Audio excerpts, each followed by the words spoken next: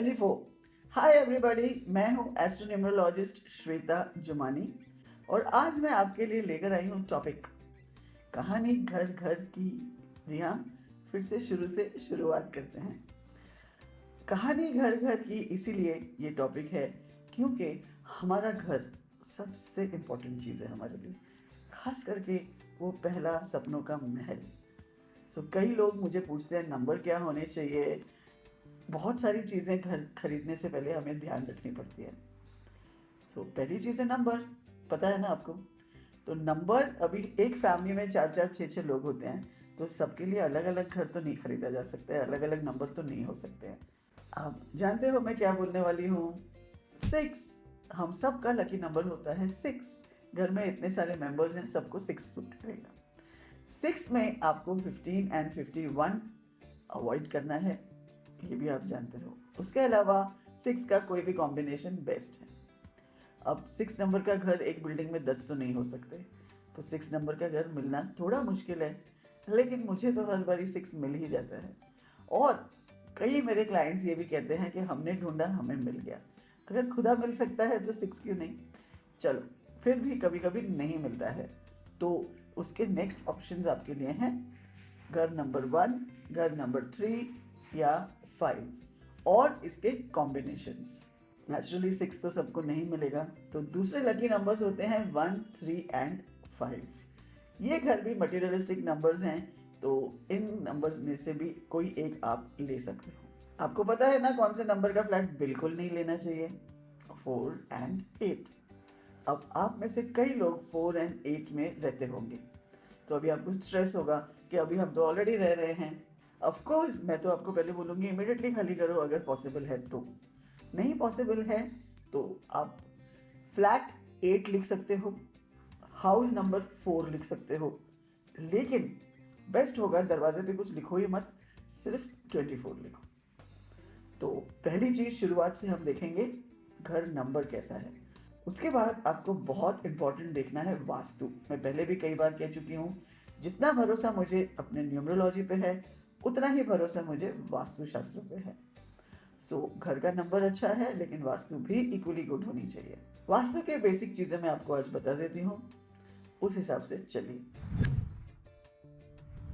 तो सबसे पहले है मास्टर बेडरूम, जिसमें naturally the owners of the house रहेंगे। अगर आप कमाते हो तो आप रहोगे, या अगर आपके मम्मी डैडी बॉस हैं, कमाते हैं, उनका सब कुछ चलता है, तो उनको साउथ वेस्ट में सोना चाहिए। अगर आपके मम्मी डैडी रिटायर्ड हैं, सीनियर सिटीजन्स हैं, काम धाम में ध्यान नहीं देते हैं इतना, तो आपको उनको रखना चाहिए नॉर्थ ईस्ट कॉर्नर में। नॉर्थ ईस्ट कॉर्नर इनके लिए बहुत सूटेबल है। यहाँ के कलर्स होने चाहिए लाइट कलर्स, सब कुछ light, light blue, white, of white, बहुत नेचुरल कलर्स यहाँ होने चाहिए। जितने हल्के कलर्स होंगे उनके लिए अच्छा है।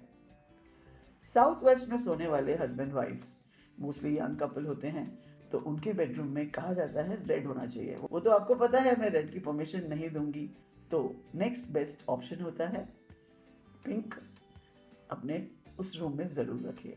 वॉल पिंक कीजिए, पर्दे पिंक कर दीजिए, चादरें पिंक यूज़ कीजिए, या कोई फ्लावर पॉट, कुछ ना कुछ pink.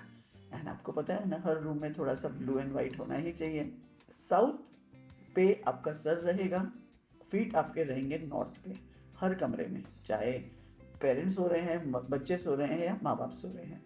South west extreme corner में होगा आपका मेन कबर्ड, जहाँ आप पैसे रखते हो, ज्वेलरी रखते हो, और इसका डायरेक्शन खुलना चाहिए नॉर्थ की तरफ। बच्चों का रूम मोस्टली नॉर्थ वेस्ट में होना चाहिए, खास करके अनमैरिड गर्ल्स का। नॉर्थ वेस्ट हल्का रखिए, बहुत सामान मत रखिए। एक वॉल इनकी ब्लू ज़रूर कीजिए अगर आप चाहते हो आपकी बिटिया की शादी जल्दी हो जाए। साउथ ईस्ट बच गया। अब साउथ ईस्ट में होना चाहिए सिर्फ किचन। मैंने कई घर देखे हैं जहाँ बच्चों का बेडरूम होता है, ना बच्चे अच्छे से पढ़ाई करते हैं, ना उनका कुछ फ्यूचर का कुछ समझ में आता है कि नेक्स्ट क्या होने वाला है।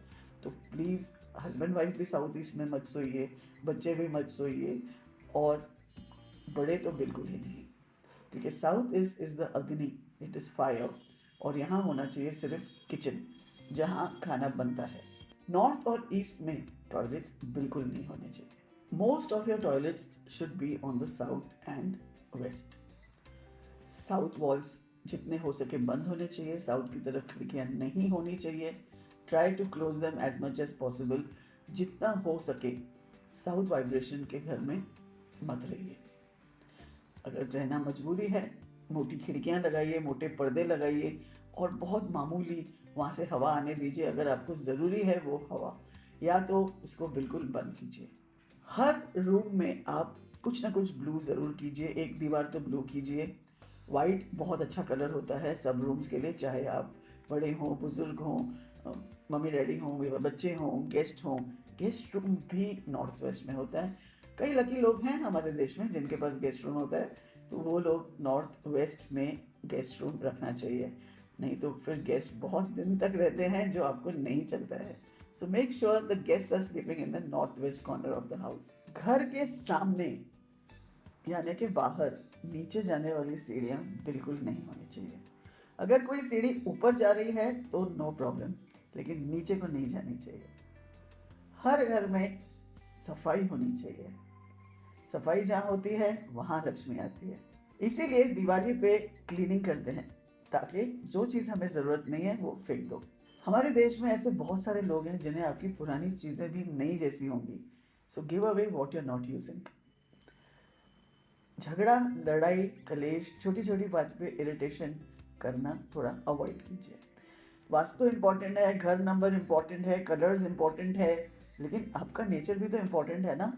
इसको थोड़ा बदलिए। और आपको पता है लाइट ब्लू कलर के कपड़े पहनने हैं, वाइट पहनना है, लाइट कलर्स पहनने हैं, 24 लिखना है, काफ़ी कुछ आप में फ़र्क पड़ेगा। लेकिन अगर हम जब अपनी स्पेलिंग ही चेंज कर देते हैं, ऑफकोर्स उसमें से सबसे ज़्यादा फ़र्क पड़ता है, क्योंकि वो बंदा ही चेंज हो गया। जिस घर में नॉर्थ को देख के खाना बनाया जाता है, यानी कि जो भी कुक करता हो, चाहे आप कर रहे हो, आपकी मम्मी कर रही है, या कोई खाना बनाने वाली आती है या आता है, कुक आपके घर में कुक जो भी कर रहा है, अगर वो नॉर्थ की तरफ देखता है तो उस घर में बहुत प्रॉब्लम्स आती हैं। तो इन्हें चेंज करने की कोशिश कीजिए। मैं पर्सनली सब तोड़ फोड़ में बिलीव करती हूँ और 100% वास्तु करने की कोशिश करती हूँ, लेकिन जो लोग नहीं कर सकते हैं, जिनकी फ़िलहाल मजबूरी है, तो वो लोगों को पता है उस कमरे में एक 24 लगाना है साउथ वॉल पे। और ऑप्शन क्या है, कम से कम थोड़ा तो इफ़ेक्ट कम हो जाएगा। आप गलत डायरेक्शन में सो रहे हो तो उस बेडशीट का कलर लाइट कलर होना चाहिए, आपके पर्दे लाइट होने चाहिए। ये चीज़ें तो हम कर ही सकते हैं ना। सो अगेन आई रिपीट, ये वीडियो खास करके उन लोगों के लिए है जिन्होंने अभी घर खरीदना है। लेकिन जिन लोगों ने खरीद लिया है, अभी तक रजिस्ट्रेशन नहीं हुई है, गलत नंबर खरीदा है, आप चेंज कर सकते हो। अभी तक आपने इंटीरियर नहीं बनाए हैं तो भी आप 4 and 8 अवॉइड कर सकते हो। लेकिन प्रॉब्लम उनको आती है जो उस घर में रह रहे हैं ऑलरेडी सालों से, तो उन लोगों के लिए प्रॉब्लम है। तो उसके भी मैंने आपको सॉल्यूशंस बता दिए हैं। पहला सॉल्यूशन है ये घर छोड़ दीजिए, वास्तु खिलाफ है, फ्लैट नंबर गलत है, छोड़ना बेटर है। नहीं छोड़ सकते हो, हर इंसान नहीं छोड़ सकता है, तो उसके पास भी रेमेडीज़ होती हैं। वो रेमेडीज़ हम यूज़ करेंगे, उतना इफेक्ट नहीं होगा, लेकिन कुछ तो दर्द कम हो जाएगा। एंड वो रेमेडीज़ क्या है, आपकी स्पेलिंग चेंज, आपके lucky numbers and colours, 24 on the south wall, no red no black, avoid 4s and 8s। ये सब चीज़ें अगर आप करोगे तो शांति आएगी। जब आप नया घर खरीदने जाते हो, रजिस्ट्रेशन कब होनी चाहिए या पहला टोकन बिल्डर को कब देना चाहिए, वो है अमावस के बाद के 15 दिन। उनमें से आपकी लकी डेट चुन लीजिए, मोस्टली 1, 3, 5, 6। उस दिन आप बिल्डर को पहला अमाउंट देंगे और उन्हीं डेट्स पे आफ्टर अमावस आप रजिस्ट्रेशन कीजिए अपने नाम पर। और घर में कब रहने जाना है, आपको रहने जाना है अगेन आफ्टर अमावस ऑन 1, 3, 5 और 6। अच्छे से वास्तु पूजा कीजिए। नहीं कर पाते हो किसी वजह से तो छोटी सी गणेश पूजा ज़रूर कीजिए, एक कलश रखिए ज़रूर, और फिर आप एंट्री कीजिए। और जब मौका मिले तब वास्तु पूजा करवा लेना। तो जो लोग इस वक्त गलत घर में रह रहे हो, गलत नंबर में रह रहे हो, गलत वास्तु में रह रहे हो, डोंट वरी, आपका भी दिन आएगा। आज आपको पता चला है कि आप गलत चीज़ में रह रहे हो, आप यूनिवर्स को बताओगे मुझे यहाँ से निकलना है, तो क्यों नहीं यूनिवर्स आपकी मदद करेगी, वो भी हो जाएगा। तब तक रेमेडीज़ यूज़ कीजिए। आई होप आप लोगों को ये वीडियो अच्छी लगी हो। ज़्यादा से ज़्यादा शेयर कीजिए, ज़्यादा से ज़्यादा लोगों तक पहुंचाइए। And thank you very much for always loving our videos and following us on YouTube, Instagram, Facebook, LinkedIn. यहाँ सब कॉन्स्टेंटली हमारे साथ रहने के लिए शुक्रिया।